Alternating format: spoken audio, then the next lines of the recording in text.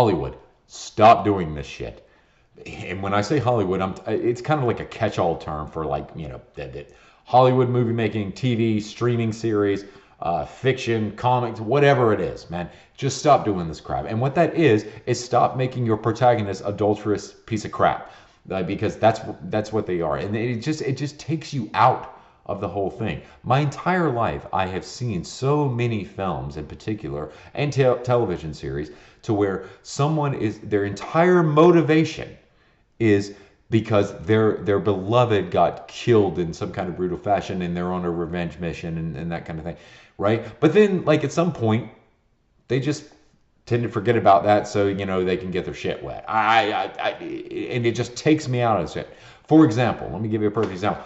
Braveheart, one of the best movies ever, is monumental achievement, definitely in my top 10. Not taking anything away from the movie at all. But, you spend 45 minutes of the movie watching how him and his beloved came to be, and you build this, they build this entire story up with that, and then of course she meets her demise, and it kicks off this entire freaking thing. You got to understand something about Braveheart, man. It changed people's lives. I have known people that, started trying to figure out their genealogy pre-internet, by the way, figuring out they got a little bit of Scottish in them, and all of a sudden, dude, they're freaking, eating haggis and caber tossing and buying claymores and freaking screaming freedom and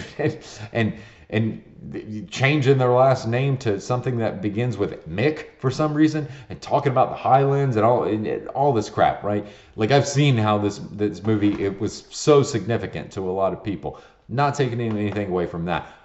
But the fact of the matter is that halfway through the damn story, he hooks up with Sophie Marceau's character, right? So it just like all the motivation about him, being that sent him over the edge. The death of Mullen is just gone. Like, I don't understand. It diminishes the character. It diminishes the entire point of the story.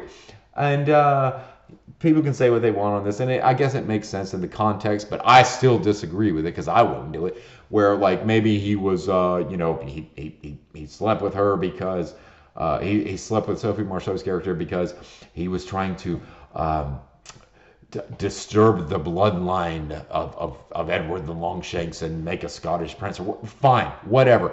Still doesn't change anything. I mean, he took a vow, right? Again, they spent like a huge portion of this movie making you care about their relationship. Hell, he sees her at the freaking end before he dies, right? Or as he's dying. And on top of that, I mean, his best friend is even straight up says to him, he's like, dude, this is about Mullen, right? And it was.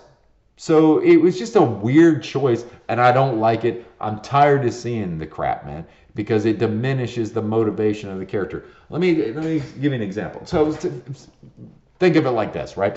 Batman, okay? If Bruce Wayne just decided at some point that, oh, well, my entire deal has been about the death of my parents, and now all of a sudden I met some like older folks that are cool with me and take care of me, so I've decided I have new parents. But I'm still gonna be Batman. It would diminish, his entire motivation. Here's another deal. My favorite movie of all time, tied with another favorite movie of all time, which I can discuss later. But this is definitely the top tier spot for number one. If Eric Draven, at some point during the movie, because again, his entire motivation was about, Shelley's death and putting the wrong things right and that kind of thing. If at some point during that film, Eric Draven just decided, well, you know what, I've been here for a little bit, and I got to get me some.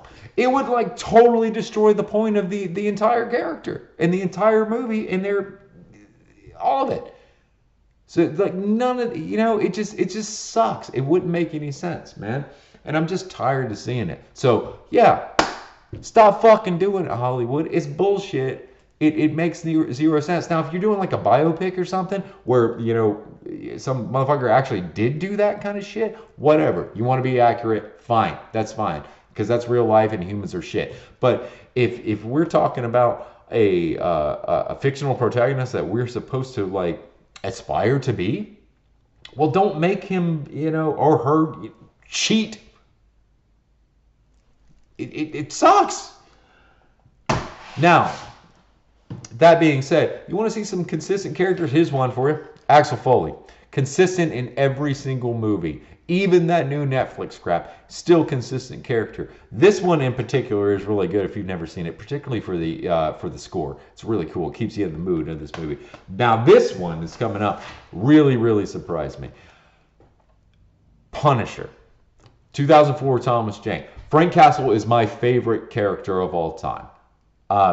Definitely within comics. I mean, number one, right?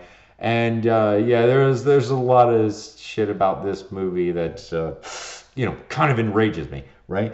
So I'm sitting there watching this. Oh, and also the extended cut have that as well. It's good, but so not to mention all of how they screwed up his origin, 17 ways from Sunday. But so I went to the theater to see the 2004 Punisher film. I was like the only one in there, except for a couple behind me. They were a couple seats back, and they ended up leaving like halfway through the movie, and they were giggling through the whole thing. But I don't really blame them. That's one of those movies. The more you watch it, the funnier it gets. But there was a scene in the movie after how they had destroyed his origin beyond belief. In this particular film, it gets to a point to where he's hanging out with Jane, Rebecca Romijn's character, and then they're coming in close. They're having an intimate moment, and I'm like, okay, here we go. Same shit's gonna happen. Here we go. And the movie actually surprised me because Frank in the movie was like, he stopped and was like, I'm not what you're looking for, kind of thing, and it was cool. I was like, whoa. Especially after everything else that they had messed up in this movie. I did not expect that to happen, but he had the decency to stay on his mission, which was obviously, about the death of Maria and his son. And I was like, dude, got to give him props for that. I have to give him props for that. So, it can go both ways. I mean, it seriously was one of the most, for as much as I hate about this movie, either one, take your pick. That was one of the things I was like, damn, nailed that one. That's Frank, right? So it can be done. And so if you agree with me, like, subscribe, whatever. If you don't agree with me, or if you do agree, leave some shit in the comments. Tell me I'm wrong. I don't really give a damn. I'll definitely read them and I'll respond to all of them. But I can tell you this. You bet your sweet-ass honey-baked hams that there is going to be more to come, because the commentaries in rigorous fashion ain't going to stop.